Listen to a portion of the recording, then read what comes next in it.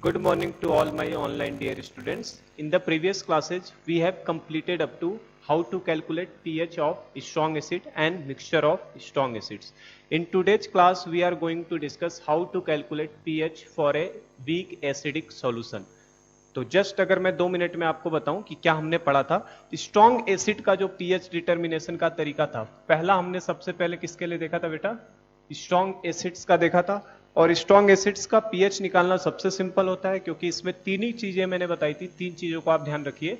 अगर कंसंट्रेशन आपका 10⁻⁻1 से लेके 10⁻⁻6 तक है ना, 10⁻⁻1 टू 10⁻⁻6 मोलर अगर होता है, तो उस केस में जो आपका H प्लस का सोर्स होता है, H प्लस का सोर्स, वो केवल और केवल कौन होता है? इकलौता एसिड होता है। केवल एसिड जितना H प्लस देगा वही H प्लस होगा। पीएच तो हमें पता ही है ना बेटा, पीएच कैसे निकालोगे? एक बार H प्लस मिल जाएगा तो उसके आगे क्या लगा देना होता है? नेगेटिव लॉग ले लेना होता है ना, तो उससे पीएच मिल जाएगा। तो 10⁻⁻1 से 10⁻⁻6 अगर देगा कंसंट्रेशन, तो आप H प्लस केवल किससे लेंगे? एसिड से लेंगे। अगर आपका रेंज 10⁻⁻7 हो जाए या 10⁻⁻8 मोलर हो जाए, उस केस में जो आपका H प्लस का सोर्स होता है, वो आपका क्या क्या हो जाएगा? एसिड भी हो जाएगा प्लस वाटर भी हो जाएगा। अब आप वाटर को नेग्लेक्ट नहीं कर सकते हैं, जबकि अप टू 10⁻⁻6 मोलर तक वाटर नेग्लेक्ट किया जा सकता है, और मैंने प्रूफ भी किया था आपको परसेंटेज एरर कैलकुलेट करा के। और थर्ड की बात करो, अगर थर्ड कंडीशन सी हो सकती है, या तो 10⁻⁹ दे और लेस, इससे छोटी वैल्यू है। इससे छोटी वैल्यू मतलब क्या? 10⁻⁻10, 10⁻⁻11, जितना ज्यादा डायलूट सॉल्यूशन करता चला जाएगा, उस केस में हमारा जो H प्लस होगा ये फिक्स हो जाएगा, और ये केवल और केवल किसका H प्लस लिया जाएगा? वाटर का। और वो वैल्यू हमेशा ही कितनी आनी है? 10⁻⁻7, अगर टेम्परेचर हमारा 25 है तो। टेम्परेचर तो जनरली हमेशा कितना रहेगा? 25, अगर दिया हुआ नहीं है तो स्ट्रॉन्ग एसिड में बस इतना तीन ध्यान रखोगे तो बेटा सारे प्रॉब्लम हो जाएंगे। इनमें डायरेक्ट जो नेगेटिव पावर की वैल्यू दिखती है वही हमारा पीएच हो जाता है सॉल्यूशन का। 10⁻⁻7 में जो वैल्यू आती है पीएच की, ये मैंने आपको बता दिया, ये फिक्स है, ये वैल्यू चेंज होने वाली नहीं है। 10⁻⁻7 की वैल्यू कितनी आती है? 6.79, 6.79। और 10⁻⁻8 में अगर डाला हुआ है तो पीएच की वैल्यू कितनी आती है? 6.97 है ना, 79 है, और ये क्या है? 97। और बाकी इनमें 10⁻⁻9 हो या इनसे कम हो, तो इनमें पीएच हमेशा कितना आने वाला है आपका बेटा? 7 फिक्स है। और अगर 10⁻⁻1 से 10⁻⁻6 वाले में कोई सा भी कंसेंट्रेशन दिया है, तो उस केस में हमेशा आपका पीएच वैल्यू, अगर -1 दिया है तो 1 आएगा, 2 पे 2, 3, 4, 5 और 6, -6 तक जाओगे तो क्या आएगा? 6। तो ये हमारा स्ट्रॉन्ग एसिड के केसेस फिक्स हैं। यही सब आंसर्स आएंगे इस तरीके के क्वेश्चंस रहे तो स्ट्रॉन्ग एसिड में, ठीक है। चलो, उसके बाद हम लोगों ने ये पहला किया था। सेकंड पार्ट हमने किया था mixture of strong acid. Second part क्या था हमारा? Mixture of strong acid. और मिक्सचर ऑफ स्ट्रॉन्ग एसिड के लिए तो सिर्फ एक फॉर्मूला है बेटा, क्या? कंसंट्रेशन ऑफ H प्लस जो होता है, it is equal to summation of MI/VI divided by summation of VI। ठीक है ना, ये ध्यान रखिएगा बस, क्योंकि टोटल H प्लस निकालना है तो जितने भी एसिड्स हैं सबके H प्लस को ले लो और उनको जोड़ दो। और H plus is nothing but the concentration ही है, और कंसंट्रेशन का रिजल्टेंट मोलरिटी निकाल लो, M1V1 plus M2V2 plus M3V3 divided by V1 plus V2 plus V3। Summation के फॉर्म में इस तरीके से हम लोग उसे लिख सकते हैं। तो ये बात थी हमारी किसके लिए? स्ट्रॉन्ग एसिड्स हमने देखा और मिक्सचर ऑफ स्ट्रॉन्ग एसिड देखा। In today's class we are going to start how to calculate pH for weak acids. अब कौन सी बात आ रही है? Weak acid. जब तक स्ट्रॉन्ग एसिड था तो उसमें डिग्री ऑफ डिसोसिएशन का कोई भी रोल प्ले नहीं हो रहा था। क्यों? क्योंकि degree of dissociation strong acid का हमेशा कितना होता है? 100% होता है। और 100% होने का मतलब अल्फा की वैल्यू कितनी लेते हैं बेटा? हम लोग 1 लेते हैं। लेकिन वीक एसिड के केस में कभी भी डिसोसिएशन 100% होने वाला नहीं है, और अगर डिसोसिएशन 100% नहीं होगा तो अल्फा की वैल्यू कभी 1 के बराबर नहीं होगी। तो आज हम लोग वही देखने जा रहे हैं कि आखिर तब कैसे कैलकुलेट किया जाएगा। तो आज हम लोग थर्ड केस से स्टार्ट करते हैं। किससे? वीक एसिड्स के सॉल्यूशन से। तो हमारा जो थर्ड पार्ट है, हमें क्या देखना है? Third part, acidic solution of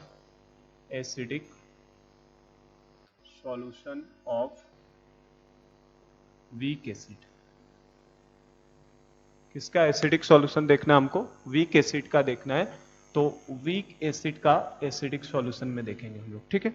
तो बेटा हमें पीएच डिटरमाइन करना है और हमारे पास पता है पीएच का फॉर्मूला क्या होता है हमारा, pH is equal to minus log of H plus, minus log of H plus. और किसी भी H प्लस का, किसी भी आयन का कंसेंट्रेशन हमेशा किससे दिया जाता है, C अल्फा से।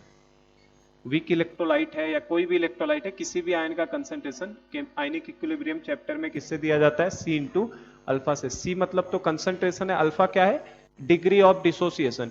स्ट्रॉन्ग एसिड के केस में, स्ट्रॉन्ग एसिड के केस में जो भी कंसेंट्रेशन होता था उसको डायरेक्ट हम लोग उसका H प्लस ले लेते थे। ऐसा क्यों, क्योंकि स्ट्रॉन्ग एसिड का अल्फा की वैल्यू कितनी होती थी, 1। तो अगर स्ट्रॉन्ग एसिड 100% डिसोसिएट हो जाएगा, अल्फा की वैल्यू उसके 1 हो जाएगी, तो हमारा जो H प्लस का कंसेंट्रेशन हो जाएगा वो किसके बराबर होता था, सीधे जो भी कंसेंट्रेशन गिवन होता था, ठीक है।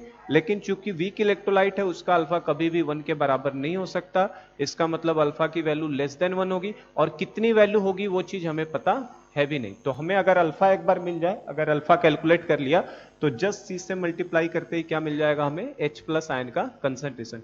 अब बात आती है कि ये अल्फा कैलकुलेट कैसे हम लोग करेंगे, क्योंकि हमें तो अल्फा कैलकुलेट करना सीखना है। तो पहले तो वीक एसिड जो है, वीक एसिड कभी भी आपको दिया होगा तो वीक एसिड के दो चीजें दी होंगी। वीक एसिड के केस में हमें क्या क्या, कौन कौन से इंफॉर्मेशन दिए होंगे, वीक एसिड का हमें K एंड कंसेंट्रेशन। K मतलब समझ रहे हैं, K का मतलब डिसोसिएशन कांस्टेंट ऑफ एसिड, जो मैंने बताया था आपको, या आयोनाइजेशन कांस्टेंट भी बोल लो या डिसोसिएशन कांस्टेंट। तो वीक एसिड का K जो डिसोसिएशन कांस्टेंट ऑफ एसिड होता है, ये एंड कंसेंट्रेशन C, ये दोनों चीजें हमें क्या रहेंगी, गिवन होगी। ये दोनों चीजें क्या रहेंगी, गिवन। गिवन होने का मतलब ये दोनों चीजें हमें नोन होती हैं, ये दोनों चीजें हमें पता रहेंगी। और वीक एसिड का अल्फा जो है, अल्फा, अल्फा क्या रहेगा हमारे लिए, अननोन होगा। अल्फा हमारे लिए क्या रहेगा, अननोन रहेगा। कैसे बेटा, देखो अगर स्ट्रॉन्ग एसिड की मैं बात करूं, स्ट्रॉन्ग एसिड, तो स्ट्रॉन्ग एसिड के केस में K मैं नहीं दे रहा था, स्ट्रॉन्ग एसिड का केवल क्या K की वैल्यू मैंने कहीं पे दी थी, K की वैल्यू मैंने कहीं पर भी नहीं दी है। स्ट्रॉन्ग एसिड का K प्रैक्टिकली इतना ज्यादा हाई होता है कि उसको देने की जरूरत नहीं है, वो हमेशा 100% डिसोसिएट होगा। स्ट्रॉन्ग एसिड के केस में K की वैल्यू कभी भी गिवन नहीं होती थी, केवल और केवल क्या दिया होता था, कंसंट्रेशन, और अल्फा भी हमें कभी नहीं उसमें कंसीडर करना होता था। क्यों, क्योंकि अल्फा की वैल्यू स्ट्रॉन्ग एसिड के लिए हमेशा कितनी होती है, 1। अगर मैं यहाँ पे साइड में बताऊं आपको, हम लोगों ने जो स्ट्रॉन्ग एसिड पढ़ा, आप देखिएगा हर क्वेश्चन में स्ट्रॉन्ग एसिड के केवल और केवल एक चीज दी हुई होती थी, क्या, कंसंट्रेशन। स्ट्रॉन्ग एसिड का केवल और केवल क्या दिया होता था, कंसंट्रेशन। कभी उसका K की वैल्यू या अल्फा की वैल्यू ये सब गिवन नहीं होती थी, क्योंकि K प्रैक्टिकली इतना ज्यादा हाई है कि देने की जरूरत नहीं है, 100% डिसोसिएट होगा, तो अल्फा की वैल्यू कितनी होती थी, 1। लेकिन अगर आप वीक एसिड से कंसीडर करेंगे तो वीक एसिड के केस में आपको K भी पता होना चाहिए, C भी, दोनों चीजें नोन होती हैं हमारे पास, और अल्फा की वैल्यू हमारे पास क्या है, अननोन है। यही अल्फा अगर मिल जाए तो हमारा काम हो जाएगा। अब देखो कैसे करना है, एक पहले तो मैं आपको तोड़ के दिखाऊं। कोई सपोज करो ये वीक एसिड है, HA किस तरीके का एसिड है, वीक एसिड। तो वीक एसिड क्या होगा, डिसोसिएट होगा, किसके किसके अंदर, H plus and A minus में डिसोसिएट होगा। ये एक बार मैं लिख रहा हूं, ये एक्सप्रेशन बार बार आपको लिखना नहीं है, ऑस्वाल्ड डाइल्यूशन लॉ में हमने पहले ही किया है इस चीज को। हम लोग t बराबर 0 पे बात करते हैं। t बराबर 0 पे अगर इसका कंसंट्रेशन एसिड का दिया हुआ C होगा तो उस समय H प्लस का कोई अमाउंट नहीं होगा, A माइनस का कोई अमाउंट नहीं होगा।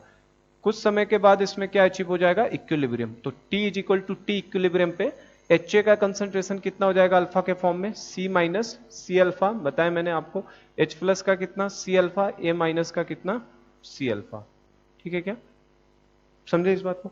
तो आप देखो H प्लस आयन का कंसंट्रेशन कितना है, C अल्फा, वही तो मैंने लिखा है। अगर यही अल्फा मिल जाए तो हमारा काम बन जाएगा। अब इस एसिड का अगर सपोज करो, इस वीक एसिड का अगर डिसोसिएशन कांस्टेंट मैंने K लिखा है, तो K का एक्सप्रेशन क्या हो जाएगा बेटा, Ka इज इक्वल टू क्या होगा, concentration of H plus, product ऊपर आता है, ठीक है, और नीचे क्या आता है, रिएक्टेंट आता है। इस तरीके से लिखा जाएगा, ठीक है। और इज इक्वल टू, यहां से चलो, कंसंट्रेशन ऑफ H प्लस की वैल्यू कितना है, C अल्फा, ठीक है। कंसंट्रेशन ऑफ A माइनस की जगह पे भी कितना है, C alpha, divided by concentration of HA कितना है हमारे लिए, C माइनस C अल्फा। तो यहां से अगर देखा जाए तो यहां से आप देखो, यहां से एक C कॉमन ले सकते हैं, ऊपर से एक C कैंसिल आउट हो जाएगा, ये सी अगर कॉमन लिया तो ये सी क्या हो जाएगा, कैंसिल हो जाएगा, तो बचेगा क्या हमारे पास ऊपर सी अल्फा स्क्वायर। तो यहां से के का फॉर्मूला क्या आता है, देखो C alpha square divided by नीचे क्या आ जाएगा 1 माइनस अल्फा। तो you have to just remember this formula, क्योंकि बार बार हम लोग ये फॉर्मूला हर सब क्वेश्चंस के अंदर तोड़ के नहीं करेंगे, हमें ये फॉर्मूला ध्यान रखना है कि कभी भी वीक एसिड आता है तो उसका dissociation constant C alpha square upon 1 minus alpha होता है। अच्छा, एक सवाल मेरा ये है, अगर कॉमन आयन इफेक्ट लग जाएगा तो क्या तब भी यही फॉर्मूला वैलिड होगा? कॉमन आयन इफेक्ट अगर लग गया तो क्या ये फॉर्मूला वैलिड है? This formula is not valid in case of common ion effect. क्यों बेटा? क्योंकि अगर कॉमन आयन इफेक्ट लग गया तो या तो H प्लस उसमें कॉमन आयन होगा या तो A माइनस, कोई तो एक कॉमन आयन मिल जाएगा ना। और कॉमन आयन मिल गया, अभी देखो मैंने दोनों के कंसंट्रेशन को सेम रखा है, यहां भी सी अल्फा यहां भी सी अल्फा। लेकिन अगर सपोज करो कोई आयन कॉमन मिल गया, जैसे आगे मैं आपको पढ़ाऊंगा mixture of weak acid with strong acid, तो वीक एसिड भी H प्लस देगा और आपका स्ट्रॉन्ग एसिड भी H प्लस देगा। तो वीक एसिड ने भी H प्लस दिया और स्ट्रॉन्ग एसिड ने भी H प्लस दिया, तो इसका मतलब अब दोनों से H प्लस मिलने वाला है। तो उस H प्लस का कंसंट्रेशन क्या निगेटिव A माइनस के बराबर रहने वाला है क्या? नहीं, तब उस केस में H प्लस का कंसंट्रेशन क्या हो जाएगा, चेंज हो जाएगा। तो आप हमेशा ना जब कॉमन आयन इफेक्ट लगेगा तो आपको किससे जाना होगा, इस एक्सप्रेशन से। ये एक्सप्रेशन कभी भी चेंज नहीं होगा। अगर कॉमन आयन इफेक्ट लग गया है, यहां पे कॉमन आयन इफेक्ट लगेगा क्या? देखो एसिड कैसा है, वीक है, और वाटर में भी क्या है, H2O है। तो अगर कोई देखे तो H2O पे सर लगेगा, है ना, H2O पे कॉमन आयन इफेक्ट तो लगेगा क्योंकि H2O का H प्लस आएगा। लेकिन ये खुद इतना ज्यादा वीक एसिड है कि ये खुद वीक है, ये खुद डिसोसिएट नहीं हो रहा है, तो H2O को क्या बैकवर्ड डायरेक्शन में भेजेगा, समझ रहे हैं क्या? तो H2O का यहां पे कंसीडर करने की जरूरत हमें नहीं है। तो ये वीक एसिड है तो यहाँ पे कोई भी कॉमन आयन इफेक्ट का रोल प्ले होने वाला नहीं है। जबकि स्ट्रॉन्ग एसिड में मैंने आपको दिखाया था H2O अपना रोल प्ले करता था, क्योंकि स्ट्रॉन्ग एसिड वाली की वजह से H2O का रिएक्शन बैकवर्ड में जा रहा था। तो अगर बेटा कभी क्वेश्चन में कॉमन आयन इफेक्ट आ जाएगा तो आपको इस एक्सप्रेशन से जाना पड़ेगा, क्योंकि उस समय कॉमन आयन इफेक्ट के केस में H प्लस और A माइनस इन दोनों का कंसंट्रेशन सेम होने वाला नहीं है। क्योंकि अगर कॉमन आयन H प्लस हो गया तो इसका कंसंट्रेशन की वैल्यू क्या हो जाएगी, अलग हो जाएगी, और ये वैल्यू अलग होगी। जबकि इस केस में दोनों की वैल्यू मैंने कितनी ली है, C alpha and C alpha, समझे ना। तो अगर कॉमन आयन इफेक्ट लगेगा तो आपको इस फॉर्मूले से जाना है, जो कि नेक्स्ट पार्ट है, उसको मैं लिंक कर रहा हूं अभी से। Acidic solution of weak acid plus strong acid, दोनों को एक साथ जोड़ूंगा तो कॉमन आयन H प्लस आ जाएगा। तब आपका ये फॉर्मूला वहां पे वैलिड नहीं होगा, तब आपको इसी एक्सप्रेशन से जाना होगा, क्योंकि उस समय H प्लस का कंसंट्रेशन A माइनस के बराबर होने वाला नहीं है। चूंकि ये केवल वीक एसिड का सॉल्यूशन है तो इसमें H plus and A minus दोनों का कंसंट्रेशन सेम रहेगा। तो आई होप कि समझ में आ रहा है क्या कह रहा हूं मैं। जो इन्फॉर्मेशन मैं बता रहा हूं उनको ध्यान में रखते हुए चलो, तो कभी गलत नहीं होगा। K is equal to C alpha square upon 1 minus alpha, just you have to remember this formula. और बार बार हम लोग इसे तोड़ के लिखने की कोशिश नहीं करेंगे, आपको यह ध्यान रखना है, इसी से सारे क्वेश्चन हमें करने हैं, ठीक है। तो देखो अब मैं वही कह रहा था, अल्फा हमारा वीक एसिड का क्या होता है, अननोन होता है, हमें निकालना क्या पड़ता है, अल्फा को। तो देखो अगर बेटा K एंड C गिवन है तो यहाँ K की वैल्यू डाल दो, यहाँ पे C की वैल्यू डाल दो, तो यहाँ से अल्फा कैलकुलेट कर सकते हैं ना। But this is a quadratic equation, alpha के टर्म्स में कैसा है, क्वाड्रेटिक इक्वेशन है, तो आपको अल्फा निकालने में दिक्कत हो सकती है। तो इसके लिए एक बताया था मैंने आपको, एक तरीका होता है, अगर हमारा if alpha is less than और equal to 5%, alpha is less than और इक्वल टू किसके, 5%, जो डिग्री ऑफ डिसोसिएशन है ना वो 5% से छोटा हो या 5% के बराबर हो, तो उस केस में हम लोग एक एजम्पशंस है कि 1 माइनस अल्फा की जो वैल्यू है नीचे वाली, इसको अप्रोक्सीमेट हम लोग 1 ले लेते हैं। इसको कितना ले लेते हैं, 1 ले लेते हैं। तो अगर अल्फा की वैल्यू 5% से आपकी छोटी हो जाएगी तो 1 माइनस अल्फा को हम लोग 1 ले लेंगे, और अगर 1 माइनस अल्फा को आपने 1 ले लिया तो देखो K इज इक्वल टू क्या हो जाएगा, C alpha square, K is equal to क्या, सी अल्फा स्क्वायर, और यहां से अल्फा की वैल्यू कितनी आ जाएगी आपकी, अंडर रूट में K बाई सी। लेकिन ये तभी वैलिड होगा जब अल्फा की वैल्यू कितनी हो, 5% से छोटी। तो करते कैसे हैं, तो देखो हम लोग क्या करते हैं, हम लोग हमेशा यूज करते हैं इस फॉर्मूले से, alpha is equal to root K by C. अगर ये वैल्यू 5% से छोटी आ गई, 5% से छोटी आने का मतलब 0.01 आ जाए, 0.02 आ जाए, 0.03, 0.04 या 0.05 आ जाए, तब इस फॉर्मूले को हम लोग लगा लेंगे क्या, alpha is equal to under root में K बाई सी डायरेक्ट लगा सकते हैं। लेकिन अगर बेटा ये वैल्यू 5% से बड़ी आ जाएगी तो हमने जो एजम्पशंस माना है कि 1 माइनस अल्फा 1 के बराबर होता है वो ट्रू नहीं है, फिर हमको पूरा क्वाड्रेटिक को ही सॉल्व करना पड़ता है। और जेई में कई क्वेश्चंस क्वाड्रेटिक सॉल्व करा के भी निकलवाए हैं उन्होंने। ठीक है, तो इसका मैं एक अच्छा सा तरीका बता देता हूं। ये तो हो गया, आप अल्फा चेक किया करोगे तो इस फॉर्मूले को अप्लाई तभी करोगे जब ये 5% से छोटा हो। इसका मैं एक अल्टरनेट तरीका बता रहा हूं, उसमें आप कभी भी गलत नहीं करेंगे, है ना, हमेशा आपको आंसर मिल जाया करेगा। अगर वो 5% से छोटा है तब तो ठीक है, इससे चले जाओ, और 5% से अगर ज्यादा आएगा तो फिर क्वाड्रेटिक को सॉल्व करना पड़ेगा। तो उसी पार्ट को मैं ले लेता हूं अब आगे। देखो क्या करना, हमें के और सी तो दोनों गिवन होंगे, के और सी क्या रहेगा, गिवन, के की वैल्यू एंड सी की वैल्यू। वीक एसिड का के और सी, ये दो चीजें गिवन होती है, वीक एसिड का के और सी। अब मेरा सवाल यही है, मान लो अगर मैंने 5 एसिड्स दिए हैं जिनके अंदर मैंने 3 के की वैल्यू दे दिया, 5 एसिड्स दिए जिनमें 3 ऐसे एसिड्स हैं जिनके के की वैल्यू दे दिया और 2 ऐसे एसिड्स हैं जिनके के की वैल्यू नहीं दिया, तो इससे आप क्या समझेंगे, जिनका मैंने के की वैल्यू दी है वो तीनों कैसे होंगे, वीक एसिड्स, और जिसके के की वैल्यू नहीं दिया है वो कैसा एसिड्स होगा, स्ट्रॉन्ग एसिड, है ना। तो ये आइडिया आपको लगा लेना है वहां से। तो जो मैं कह रहा हूं अभी के एंड सी दिया है, तो हम लोग क्या करेंगे हर क्वेश्चन में बेटा, जब भी हम लोग क्वेश्चन करने जाएंगे तो इसमें के एंड सी तो गिवन रहेगा। वीक एसिड के केस में, वीक एसिड के केस में हमें के एंड सी ये दोनों चीजें क्या है, नोन है, ये दोनों चीजें हमें गिवन रहेंगी, कंसंट्रेशन भी दिया रहेगा और के भी दिया हुआ है। अब अलग बात है किसी प्रॉब्लम में हो सकता है उनको अननोन भी कर सकता है, पर नॉर्मली वो क्या रहेगा, नोन। अननोन वाले भी मैं दिखाऊंगा कैसे लगाए जाते हैं, पर आइडिया यहीं से लेना है। के एंड सी अगर नोन है तो हम लोग क्या करेंगे, हम लोग कैलकुलेट करेंगे के बाई सी का रेशियो। ये इंपॉर्टेंट है, ध्यान रखना कैसे करा रहा हूं मैं, है ना, ये इंपॉर्टेंट है। के बाई सी के रेशियो को हम लोग क्या करेंगे, बार बार कैलकुलेट। क्वेश्चंस को जैसे ही शुरू करो के बाई सी के रेशियो को क्या करो, कैलकुलेट। अब देखो बेटा, जैसे ही कैलकुलेट करोगे तो यहाँ पे दो पॉसिबिलिटी मैं दिखा रहा हूं। हो सकता है कि हमारा जो के बाई सी आए ना, it may be less than और इक्वल टू 25 इंटू 10⁻⁻⁴। ये नंबर क्यों लिया मैंने, 25 इंटू 10⁻⁻⁴। देखो अगर के बाई सी यहां पे डालो आप, 25 इंटू 10⁻⁻⁴ डालोगे अगर, तो 25 का रूट कितना 5, 10⁻⁻⁴ का रूट कितना 10⁻⁻², मतलब कितने परसेंट डिसोसिएशन, 5%। तो वही वाली बात मैं दूसरे तरीके से बस बता रहा हूँ, चीज यही है, बताने का तरीका मैं बस डिफरेंट कर रहा हूँ। आप के बाई सी कैलकुलेट करो, अगर ये 25 इंटू 10⁻⁻⁴ से छोटा या उसके बराबर आया है, इसका मतलब हमारा डिसोसिएशन जो है कितने परसेंट है, 5% या 5% से भी कम है। तो इस केस में हम लोग क्या करेंगे, इस केस में आपको सीधे अल्फा का फॉर्मूला लगा देना है। मतलब अगर जैसे ही के बाई सी का रेशियो आपका 25 इंटू 10⁻⁴ से छोटा या उसके इक्वल आ जाएगा, तब आप सीधा सीधा इसको क्या कर देंगे, 1 माइनस अल्फा को आप 1 के आसपास ले लेंगे, तो आपका के बराबर सीधे क्या हो जाएगा, सी अल्फा स्क्वायर। तो आप डायरेक्ट यहां से अल्फा का फॉर्मूला क्या लगा सकते हैं उस केस में, के बाई सी। क्या लगा देंगे फॉर्मूला बेटा, के बाई सी लगा देंगे। अगर के बाई सी का रेशियो 25 इंटू 10⁻⁴ से छोटा आया तो अल्फा का आप डायरेक्ट फॉर्मूला वो यूज कर सकते हैं, कौन सा, अंडर रूट में के बाई सी। जो यहां पे दिया है सेम वही मैंने बताया। एक चीज और बता दूं, ऑब्जेक्टिव प्रॉब्लम में इट में भी पॉसिबल कि हम 10% तक का वेरिएशन ले लेंगे। ऑब्जेक्टिव प्रॉब्लम में हम लोग 10% तक का भी मान के चलते हैं, डिपेंड करता है ऑप्शंस कैसे दिए हैं। पर एग्जैक्ट आंसर के लिए मैं 5% ही रिकमेंड करता हूं कि 5% पे हम लोग लेके चलेंगे। तो अल्फा की वैल्यू कितनी आ जाएगी बेटा, रूट के बाई सी। और एक बार अगर मुझे अल्फा मिल गया तो मुझे बताओ कंसंट्रेशन ऑफ H प्लस का फॉर्मूला क्या था, concentration of H plus is equal to क्या होता है, सी अल्फा। अभी दिखाया था मैंने, कंसंट्रेशन ऑफ H प्लस तो हमेशा किसके बराबर होता है, सी अल्फा।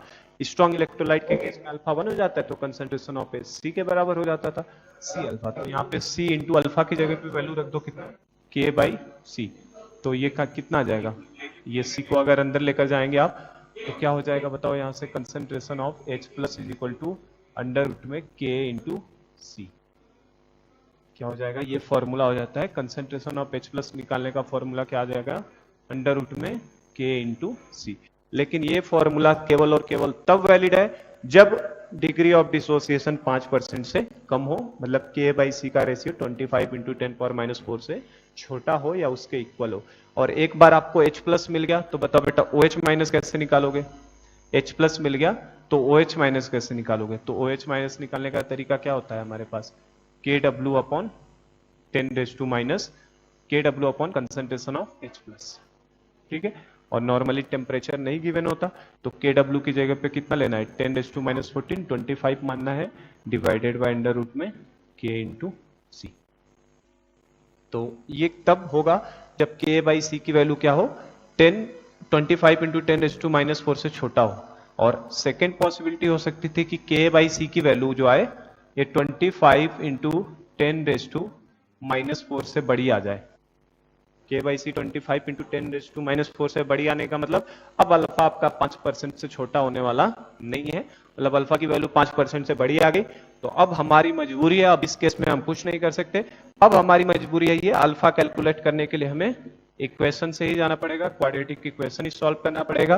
और वो क्या लगाना पड़ेगा, C alpha square upon 1 minus alpha. और कई क्वेश्चन में क्वाड्रेटिक सॉल्व भी करवाया है। क्वाड्रेटिक सॉल्व वहीं पे कराया जाएगा जहां पे क्वाड्रेटिक को सॉल्व करना इजी होगा, ठीक है। तो K हो जाएगा C alpha square upon 1 minus alpha. यहां से आप पहले अल्फा कैलकुलेट करेंगे, ठीक है, K और C पता है आपको, ठीक है। यहां से अल्फा कैलकुलेट करेंगे और एक बार जब आपने यहां से अल्फा कैलकुलेट कर लिया तो अल्फा के बाद आप कंसंट्रेशन ऑफ H प्लस निकाल लेंगे किस फॉर्मूले से, C इंटू अल्फा से। अल्फा मिल गया यहां से और C से मल्टीप्लाई करते ही क्या मिल जाएगा, कंसंट्रेशन ऑफ H प्लस। तो ये दिमाग में रखिए, है ना। अब इनके ऊपर मैं आपको दिखाता हूं किस तरीके से क्वेश्चंस आते हैं और कैसे सॉल्व किए जाते हैं, ठीक है। तो ये दिमाग में हमारे होना चाहिए कैसे हो रहा है बेटा, किस तरीके से कर रहे हैं हम लोग। तो चलो अब हम लोग न्यूमेरिकल देखते हैं कि किस तरीके से इनके ऊपर प्रॉब्लम्स आते हैं वीक एसिड्स का।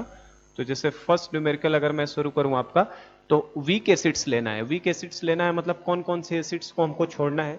अगर स्ट्रॉन्ग एसिड का लिस्ट अगर ध्यान हो, इनको छोड़ के कौन कौन से स्ट्रॉन्ग एसिड्स बताए थे बेटा मैंने, 3 आपके ऑक्सी एसिड्स बताए थे, 3 ऑक्सी एसिड्स। मैं बार बार सेम चीज बता रहा हूं ताकि याद होता जाए आपको।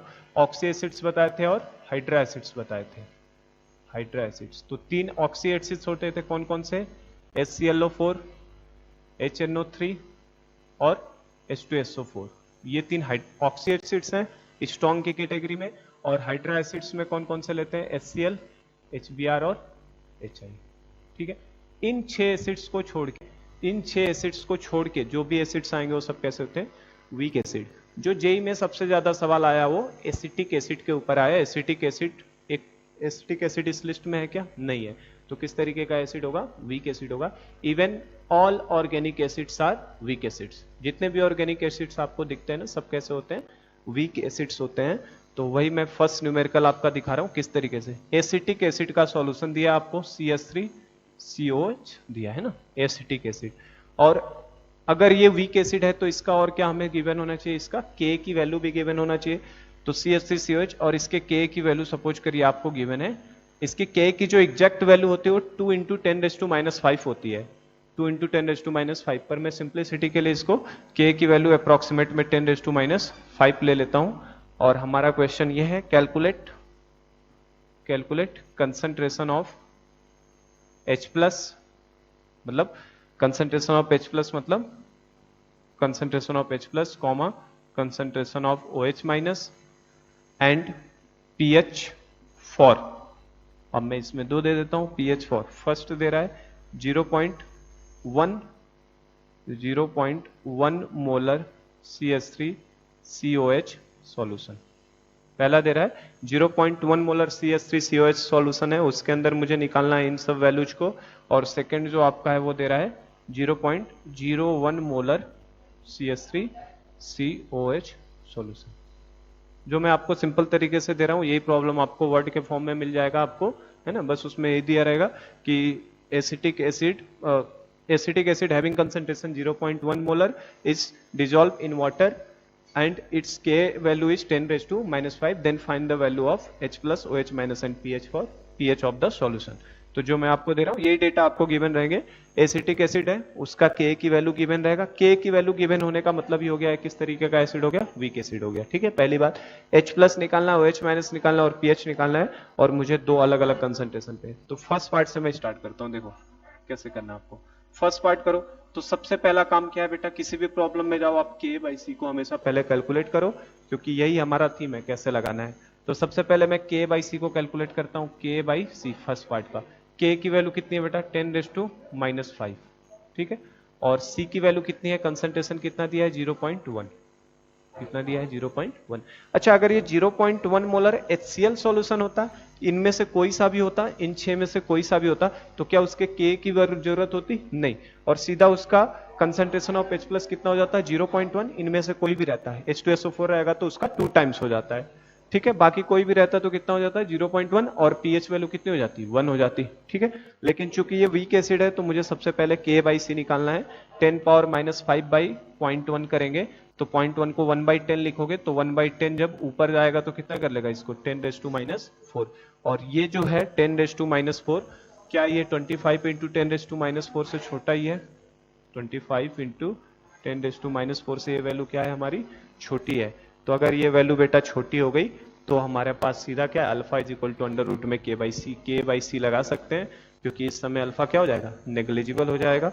तो हम लोग यहां से अब सीधा क्या निकाल लेते हैं, पहले इसका अल्फा, सबसे पहले हम लोग क्या निकालते हैं इसका अल्फा, और अल्फा इज इक्वल टू क्या हो जाएगा आपका K/C। तो देखो आप K/C तो कैलकुलेट कर ही चुके हो, कितना 10⁻⁴, तो ये हो जाएगा 10⁻⁴, डेट विल बी 10⁻²। तो अल्फा मिल गया एक बार, और एक बार अल्फा मिल गया, इसमें अल्फा भी कैलकुलेट करा लो, कैलकुलेट अल्फा ऐसे कर देते हैं, calculate alpha H+, OH- and pH4, alpha भी कैलकुलेट करवा लेता हूं, ठीक है, अल्फा भी निकालिए, कंसंट्रेशन इन सब के निकालिए। अल्फा की वैल्यू एक पार्ट सॉल्व हो गया, कितना आ गया 10⁻² आ गया। 10⁻² का मतलब कितने परसेंट होता है बेटा, परसेंट में कन्वर्ट करने का तरीका क्या है, जो भी अल्फा की वैल्यू है उसको 100 से मल्टीप्लाई कर लो, तो ये 100 से मल्टीप्लाई करते ही कितने परसेंट हो जाएगा 1%।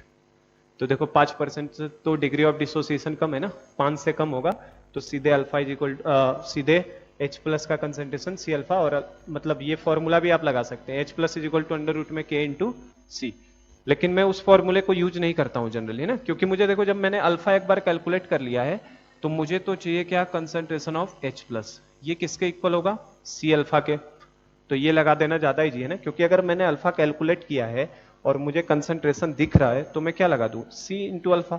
आप ये भी लगा सकते हैं, कोई दिक्कत नहीं, अंडर रूट में K इंटू सी, K भी आपको पता है C भी पता है, इससे भी करो वही आंसर आएगा, मैं इससे रिकमेंड करता हूं क्योंकि जल्दी से आंसर आ जाता है।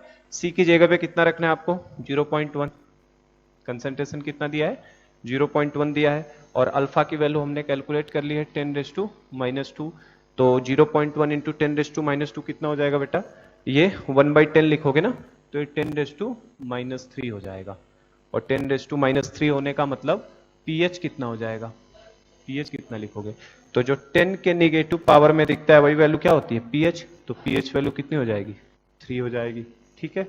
और एक और चीज निकालना है कंसंट्रेशन ऑफ OH-, तो ये कैसे निकालोगे, तो H- का कंसंट्रेशन तो 10⁻14 डिवाइडेड बाई कंसंट्रेशन ऑफ क्या H+। आप यहां से भी देखो H+ अगर इस फॉर्मूले से निकालते K इंटू सी से तो भी आंसर सेम आता। K की जगह पे कितना रखते हैं आप बेटा 10⁻⁵, C की जगह पे कितना रखते हैं 0.1, 10⁻⁵ इंटू 0.1 करोगे तो कितना आएगा 10⁻⁶, और 10⁻⁶ का स्क्वायर रूट लेते तो भी कितना आता है 10⁻3, तो दोनों से आंसर सेम ही आना है। तो अगर आपने अल्फा एक बार कैलकुलेट किया है तो आप इस फॉर्मूले से जाओ तो ज्यादा इजी जाओगे। OH- का कंसंट्रेशन 10⁻14/H+, तो कितना हो जाएगा ये 10⁻14 divided by concentration of H+ की जगह पे कितना रखना है हमको 10⁻³ आया है, तो इसका मतलब ये वैल्यू हो जाएगी 10⁻11, 10⁻11 हो जाएगा।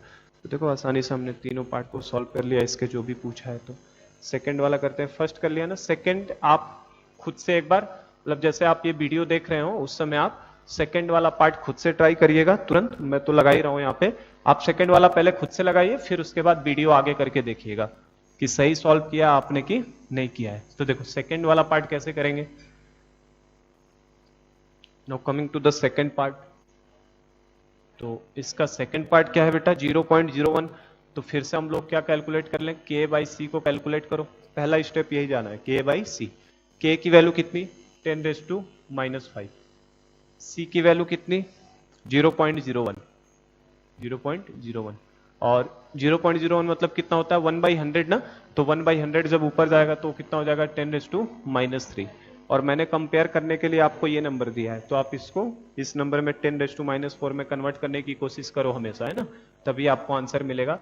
तो क्या 10⁻³ can be also written as 10 into 10⁻⁴? बोलो, लिख सकते हैं ना 10 इंटू 10⁻⁴, तो लिख सकते हैं 10⁻³ को।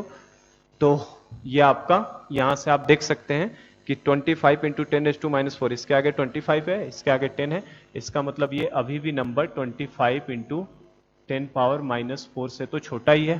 तो अगर ये वैल्यू इससे छोटी हो जाती है तो डायरेक्ट अल्फा के लिए हम लोग क्या लगा सकते हैं बेटा, alpha is equal to under root में k/c, और k/c तो हम कैलकुलेट कर ही लेते हैं, कितना आया है 10⁻³ या 10⁻⁴, तो हम लोग अंडर रूट में 10 इंटू 10⁻⁴, और आपको पता है स्क्वायर रूट ऑफ 10 कितना होता है, 3.16 आता है। स्क्वायर रूट ऑफ 10 हमें ध्यान रखना है कितना आता है, 3.16 इंटू 10⁻⁴ का स्क्वायर रूट कितना आएगा, 10⁻²। और इसको अगर कोई परसेंट में पूछे तो 100 से मल्टीप्लाई करोगे तो ये कितने परसेंट हो गया, 3.16%। कितने परसेंट हो गया, 3.16%। तो यहां देखो डिसोसिएशन 1% था, अगली बार डिसोसिएशन कितना हो गया आपका, 3.16%। तो क्या डिग्री ऑफ डिसोसिएशन बढ़ा है, क्या बढ़ गया ना, डिग्री ऑफ डिसोसिएशन बढ़ गया, लेकिन अभी भी 5% से कम ही है। तो डिग्री ऑफ डिसोसिएशन बढ़ गया, ऐसा बढ़ा क्यों, तो ये ओस्टवाल्ड डाइल्यूशन लॉ ही था अपने पास। क्या बोलता था वो, जितना ज्यादा आप सॉल्यूशन को डाइल्यूट करोगे, जितना ज्यादा आप डाइल्यूट करोगे, मतलब वाटर का अमाउंट जितना ज्यादा आप बढ़ाते जाओगे उतना ज्यादा डिग्री ऑफ डिसोसिएशन बढ़ता है। And at infinite dilution each and every electrolyte behaves as a strong electrolyte, है ना, चाहे वीक हो चाहे कैसा भी हो, इनफाइनाइट डाइल्यूशन पे स्ट्रॉन्ग की तरह बिहेव करता है। यहां से मैं न्यूमेरिकली भी आपको समझा दिया अभी मैंने, देखो कैसे 0.01 मोलर ज्यादा डाइल्यूट है कि 0.01 ज्यादा डाइल्यूट है, तो जिसमें वॉल्यूम ज्यादा होता है कंसंट्रेशन कम होता है उसका डाइल्यूशन ज्यादा, मतलब ये डाइल्यूटेड है, मोर डाइल्यूटेड सॉल्यूशन है। अगर ये मोर डाइल्यूटेड है तो उसका डिग्री ऑफ डिसोसिएशन भी क्या आया है, ज्यादा ही आ रहा है, ठीक है ना।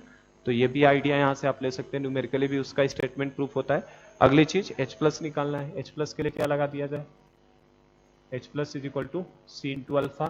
C की वैल्यू हमें पता है कितना, 0.01, C की वैल्यू कितनी है 0.01 इंटू अल्फा की वैल्यू अभी हमने कैलकुलेट कर लिया, कितना है बेटा 3.16 इंटू 10⁻⁻², तो ये कितना हो जाएगा 3.16 इंटू ये 1/100 करोगे तो ये 10⁻² के साथ कितना कर लेगा, -4 कर लेगा। कैलकुलेशन आपका फास्ट भी होना चाहिए इस चैप्टर में, क्योंकि ये मैथमेटिकल चैप्टर है पूरा का पूरा। तो ये हमारा H+ का आंसर हो जाएगा, ठीक है। pH हमसे पूछा, अगली चीज pH कैसे निकालोगे, -log ऑफ H+ से, ठीक है। pH किससे निकालेंगे, -log ऑफ H+ से, तो आप लगा दो -log H+ की जगह पे कितना बेटा 3.16 इंटू 10⁻⁴।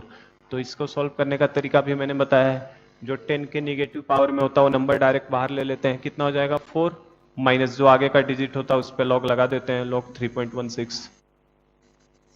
log 3 की जो वैल्यू होती है कितनी होती है, 0.48 होती है, log 3 की वैल्यू 0.48, तो 3.16 की थोड़ा सा उससे ज्यादा ही होगा, 0.38 से 0.48 होती है log 3 की वैल्यू 0.48, तो जो 3.16 का होगा 0.48 से थोड़ा ज्यादा होगा, तो अप्रोक्सीमेटली मान लो इसको मैंने log 3.16 की वैल्यू अप्रोक्सीमेटली 0.50 ले लिया, तो 0.50 ले लेगा तो 4 में से 0.50 जाएगा तो कितना आ जाएगा ये आपका 3.5। pH value 3.5, concentration of H+ 3.16 into 10⁻⁶, और लास्ट पार्ट हमसे कंसंट्रेशन ऑफ OH- भी पूछा है, तो OH- का कंसंट्रेशन कैसे निकालेंगे, 10⁻⁴ divided by concentration of H+, तो बस आपको सारी वैल्यूज गिवन है, 10⁻⁴, कंसंट्रेशन ऑफ H+ गिवन है आपका 3.16 into 10⁻⁴, you have to just solve it, है ना। इसको जैसे ही सॉल्व कर लेंगे हमारा आंसर मिल जाएगा, ठीक है बेटा। तो देखो इस प्रॉब्लम में मैंने आपको K और K/C किस तरीके से करना है, कैसे रोल प्ले होता है। अगर 5% से कम है तो आपको जो मेथड मैंने बताया alpha is equal to under root में K/C से निकाल लो, और 5 से ज्यादा आएगा तो K/C लगा नहीं सकते, उस पर भी मैं एक न्यूमेरिकल लेता हूं। और पर यहां से एक चीज तो मैंने प्रूव कर दिया, आप देख सकते हैं जितना ज्यादा मैं सॉल्यूशन को डाइल्यूट करूंगा, देखो ये 0.1 मोलर था, 0.01, मतलब मैं डाइल्यूशन बढ़ा रहा हूं। डाइल्यूशन करने का मतलब क्या हो गया, वॉल्यूम को बढ़ाना, और वॉल्यूम बढ़ाओगे तो कंसंट्रेशन क्या होगा, कम, और कंसंट्रेशन देखो कम हो गया ना, कंसंट्रेशन कम हो गया, तो डिग्री ऑफ डिसोसिएशन जो पहले 1% थी अब कितना हो चुका है 3.16%, मतलब डिग्री ऑफ डिसोसिएशन क्या होगा, बढ़ेगा। पीएच वैल्यू के बाद H प्लस का कंसंट्रेशन के बारे में क्या बोलेंगे, शुरू में H प्लस का कंसंट्रेशन कितना था 10⁻³ नया कंसंट्रेशन कितना हो गया, इसको 10⁻³ करोगे तो 0.316 हो जाएगा, तो नया कंसंट्रेशन पहले से भी कम हो गया, H प्लस का कंसंट्रेशन क्या हो गया, कम हो गया। H प्लस अगर कम होगा तो OH माइनस बढ़ेगा। और पीएच के बारे में क्या, शुरू के पीएच कितना था 3 था, पहले पीएच कितना आया था 0.1 मोलर पे पीएच 3 आया था, और 0.01 मोलर पे पीएच कितना आया 3.5, मतलब डायलूशन करने पे पीएच की वैल्यू भी क्या हो रही है, बढ़ती जा रही है। और बढ़ते बढ़ते बेटा ये 7 पे तो पहुंच ही जाएगी ना, बताया था ना, अगर ज्यादा मोर डायलूटेड सॉल्यूशन कर देंगे तो उसका पीएच किसके बराबर हो जाता है 7 के, क्योंकि एसिड बेस का कोई इफेक्ट आने वाला उस केस में नहीं पड़ेगा उसको, ठीक है ना। V टेंडिंग्स टू इंफिनिटी पे each and every electrolytes behaves as a strong electrolyte. देखो 1 से कितना हो गया 3.16, आगे और बढ़ सकता है, ये आगे और इसकी वैल्यू बढ़ सकती है, ठीक है। चलो तो एक ये हो गया, इस तरीके के सवाल हो गए। दूसरा एक और मैं करवाता हूं आपको क्वेश्चन, एक ये वाला ध्यान रखिएगा, एक सबसे ज्यादा इस तरीके के प्रॉब्लम जेईई में पूछे गए हैं कि ये कैलकुलेट करें किस तरीके से। तो जो मैंने अभी आपको समझा उसको नोट के फॉर्म में लिखवा भी देता हूं मैं। अगर आपने कंसंट्रेशन को बढ़ाया है, देखो यहां मैं लिखवा देता हूं क्योंकि क्वेश्चन हमारे सामने पड़ा है, आप यहां से प्रूफ भी उसका देख सकते हैं। मैं यहां पे इसे लिखवा देता हूं, देखो नोट करके इस चीज को ध्यान रखना हमें बेटा। क्या ध्यान रखना है कि अगर मैंने ऑन डाइल्यूशन करने का मतलब क्या होता है, वॉल्यूम को बढ़ाना। डाइल्यूशन करने का मतलब क्या होता है, वॉल्यूम को बढ़ाना। तो मैं आपसे पूछ रहा हूं डाइल्यूशन करने पे सबसे पहली चीज कंसंट्रेशन को क्या फर्क पड़ेगा, ठीक। दूसरा चीज मैं पूछ रहा हूं आपसे डिग्री ऑफ डिसोसिएशन को क्या फर्क पड़ेगा। तीसरा चीज मैं आपसे पूछ रहा हूं कंसंट्रेशन ऑफ H प्लस को क्या फर्क पड़ेगा। अगली चीज मैं पूछ रहा हूं कंसंट्रेशन ऑफ OH माइनस को क्या फर्क पड़ेगा। और एक आखिरी चीज पूछ रहा हूं पीएच के बारे में क्या होगा।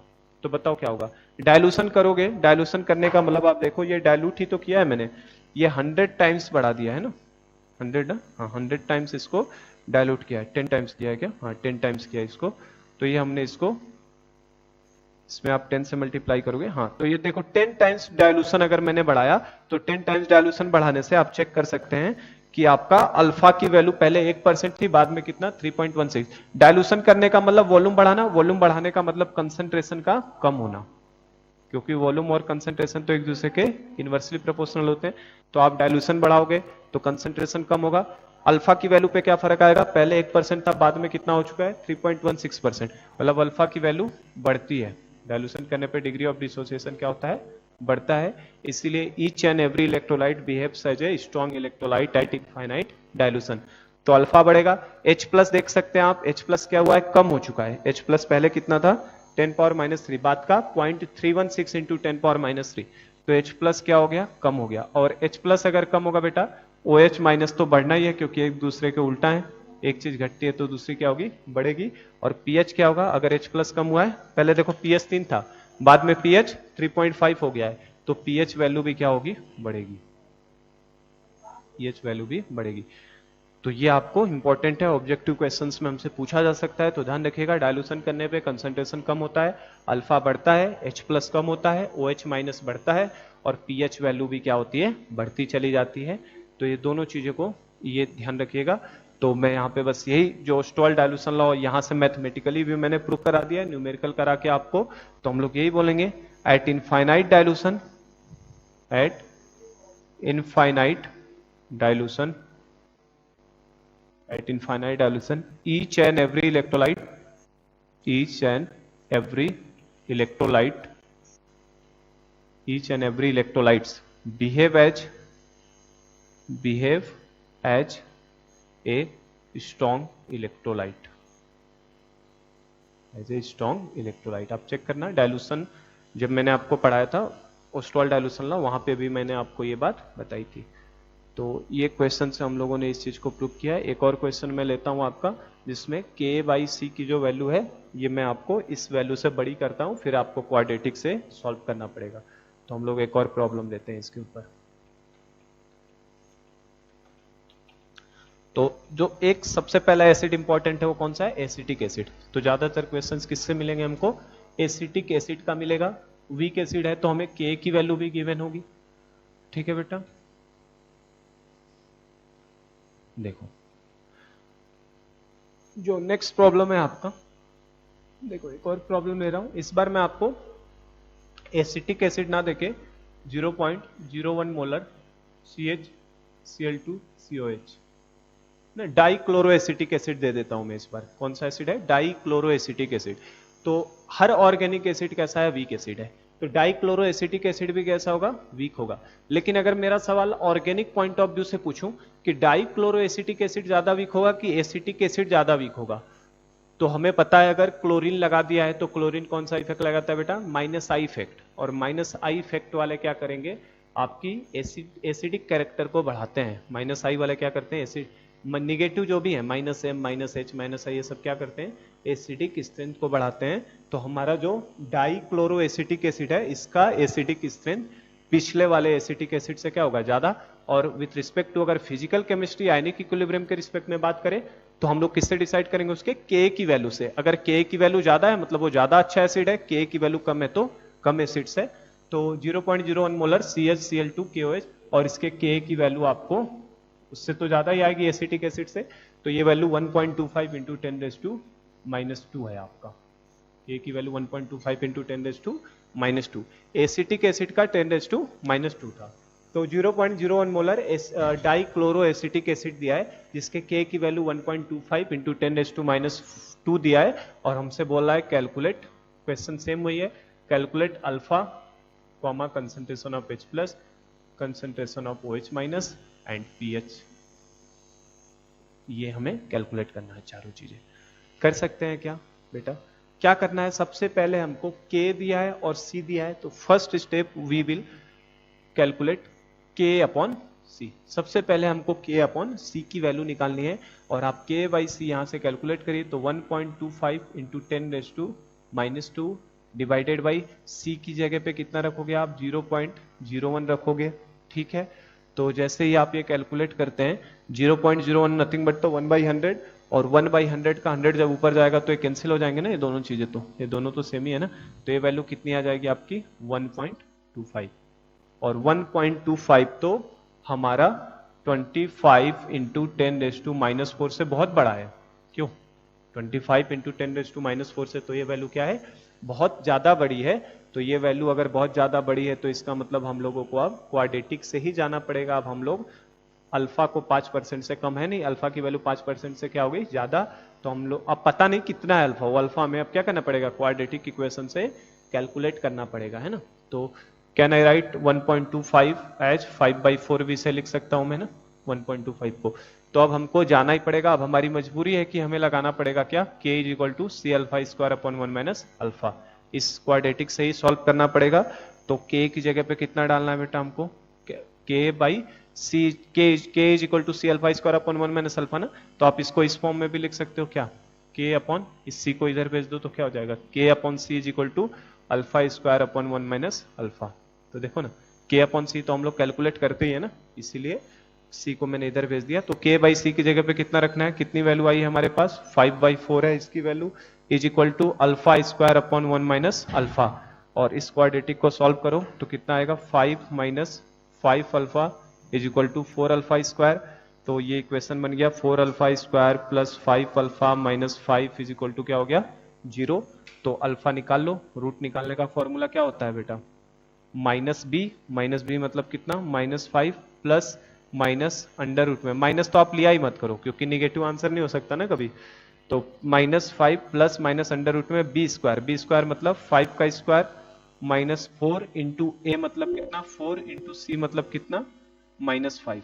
ठीक है, divided by 2 into A, 2a कर दिया। ठीक है बेटा, तो चलो अब इसको सॉल्व करना पड़ेगा आपको क्योंकि क्वाड्रेटिक सॉल्व करवाएगा वो, है ना। और इजीली हो जाएगा सॉल्व। देखो कैसे, ये -5 हो गया प्लस अंडर रूट में देखो जरा 5 का स्क्वायर कितना होता है? 25।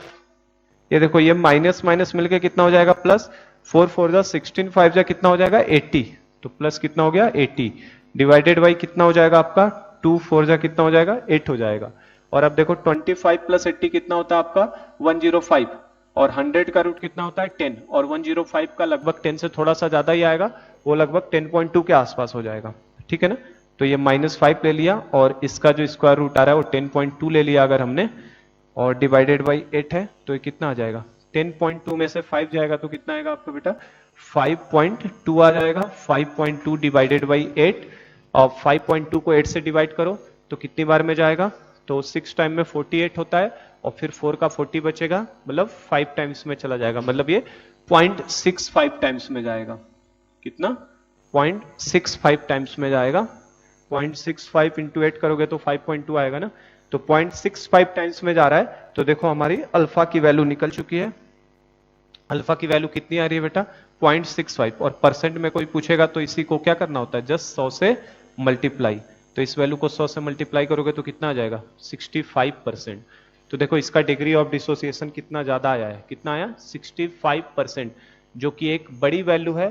तो अगर 65% एक बड़ी वैल्यू आ गई, इसका मतलब हम लोगों को अल्फा 5% से कम वाला फॉर्मूला डाल भी नहीं सकते थे। और अभी मैंने बताया था, चूंकि अब इससे ये भी प्रूफ होता है, हमसे ये कंपेयर करा ले, एसिटिक एसिड ज्यादा हमारा अच्छा एसिड है, स्ट्रॉन्ग है, कि ये वाला ज्यादा स्ट्रॉन्ग है, इन दोनों में कंपेयर करा ले, तो जिसका डिग्री ऑफ डिसोसिएशन जितना ज्यादा आएगा वो उतना ही ज्यादा स्ट्रॉन्ग एसिड होता है। देखो 0.01 मोलर पे एसिटिक एसिड का 3.16% था, लेकिन डाइक्लोरोएसिटिक एसिड का 65% आया, means dichloroacetic acid is more stronger than acetic acid. तो ये अल्फा आ गया 65%। तो देखो अल्फा कैलकुलेट कर लिया हमने, अब तो सब निकल जाएगा ना, एक बार अल्फा निकल जाता है तो सब निकल जाएगा। देखो H plus is equal to कैसे निकालोगे?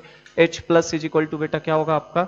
H plus is equal to C into alpha लगा दिया करो, बताया मैंने। तो C की जगह पे कितना रखोगे? C की वैल्यू दिया है 0.01 इंटू अल्फा की वैल्यू कितनी आई है? 0.65, ठीक है ना, C इंटू अल्फा। तो 0.01 इंटू 0.65, और इसको जब हम लोग मल्टीप्लाई करेंगे तो इसे हम लोग कितना लिख सकते हैं? सही क्या है ना? तो ये आपको लिख सकते हैं हम लोग, ये हो जाएगा आपका 10 पावर -2, और इसे हम लोग चाहे तो लिख सकते हैं 6.5 इंटू 10⁻²। यहां से देखो -2 जाएगा और एक डेसिमल मैंने यहाँ पे शिफ्ट किया है, तो मतलब 10 से मल्टीप्लाई किया होगा, 10 से डिवाइड किया, मतलब ये 10⁻³ हो जाएगा, ठीक है ना। तो कंसंट्रेशन ऑफ H प्लस हो जाएगा 6.5 इंटू 10⁻³ हो जाएगा। और अगर हमसे pH पूछा है तो pH कैसे निकालोगे? तो pH के लिए क्या लगा देना है? Minus log of H plus, तो minus log of H plus लगा दो।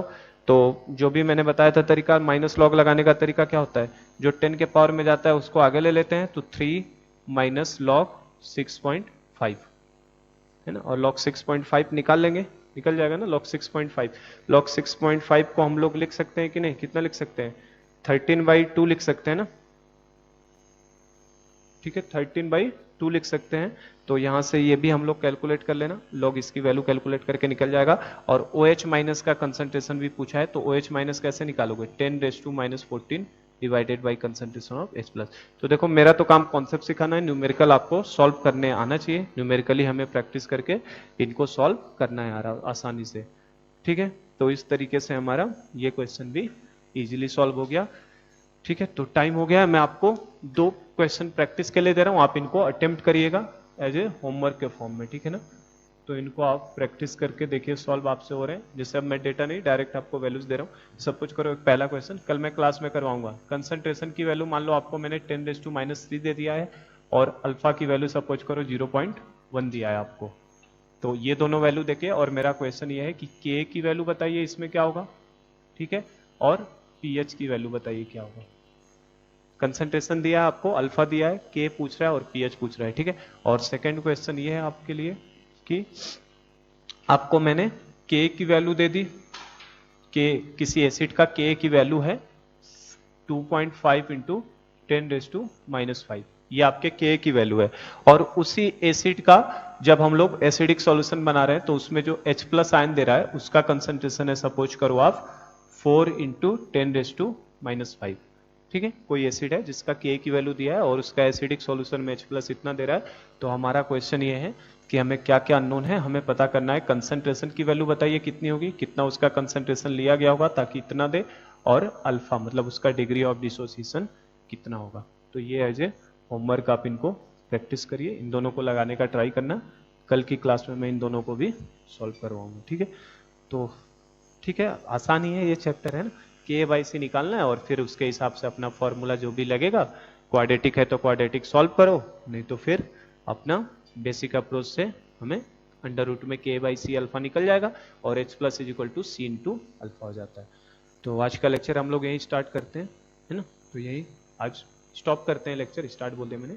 आज का लेक्चर यहीं हम लोग स्टॉप करते हैं, बाकी हम लोग यहीं से आगे कल प्रोसीड करेंगे। Thank you so much. बंद करिए सर।